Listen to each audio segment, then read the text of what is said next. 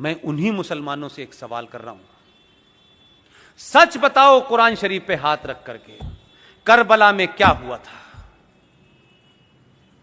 अगर यह हिम्मत नहीं है तो हिंदुओं को और सनातनियों को झूठ बोलने के लिए करबला का इस्तेमाल मत करो। करबला में तुमने मोहम्मद साहब के खानदान,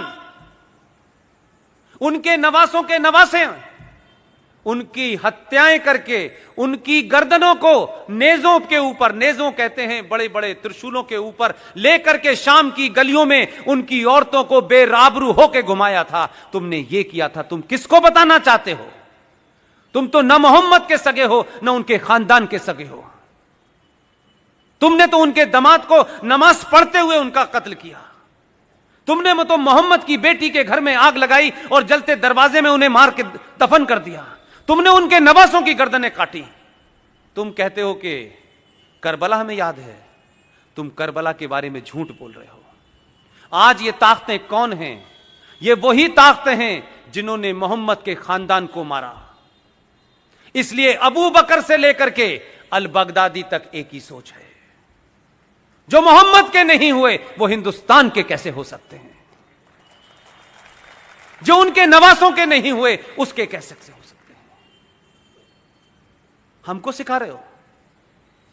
हमने तो, और हमारे डीएनए में तो राजा दाहिर सेन का इतिहास नहीं पढ़ा है तुमने, और मक्कार इस देश के इतिहासकारों ने पढ़ाया नहीं है, और हमें यह जिज्ञासा नहीं है कि हमारे पूर्वज कौन थे।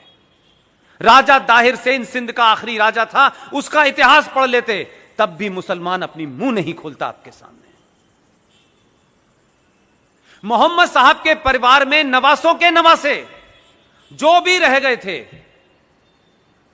राजा दाहिर सेन ने अपने किले में उनको छुपा करके शरण दी। लेकिन बदकिस्मती और ट्रेजेडी देखिए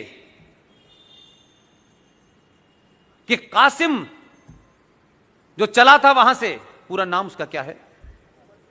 मोहम्मद बिन कासिम।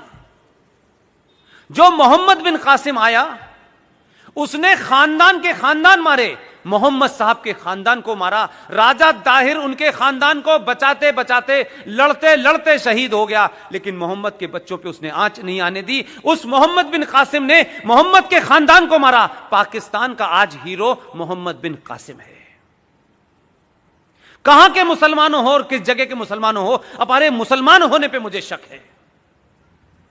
और मेरा शक इसलिए है, जो मुसलमान हैं पूरी दुनिया में, जो कुरान को मानते हैं, जो शरिया को मानते हैं, जो हदीस को मानते हैं, वो मुसलमान होने का पाखंड नहीं करते।